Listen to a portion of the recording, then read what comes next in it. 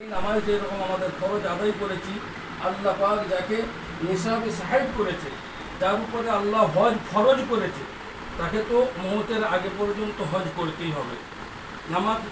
নামাজ ছেড়ে দিলে যেরকম আল্লাহ পাক তার হিসাব নেবে, সাহেবে নিসাব হয়ে দুনিয়াতে পাঠিয়েছে, আল্লাহ পাক মাল দিয়েছে, ধন সম্পদ দিয়েছে, যদি আল্লাহর রাস্তায় খরচ করা না হয় আর সেই খরচকে নিজে আদায় করে যায়। ইমাম সাহেব আছেন, এনারা বলেন, আমরা শুনি, এনাদের শোনা কথা বলি, তো আল্লাহ পাক সেদিন কিয়ামতের দিন ওই হজরের হিসাব নেবে, সাহেবে নিসাব হওয়ার সত্ত্বে হিসাব নেওয়া হবে।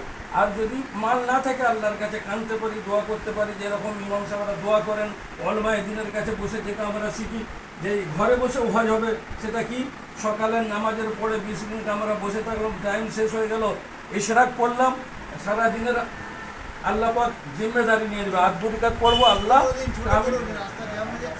কামেল হজের সওয়াব দিবে। তো সেই পরিপ্রেক্ষিতে এখানে একটা হজের অফিস খোলা হয়েছে, হ্যাঁ।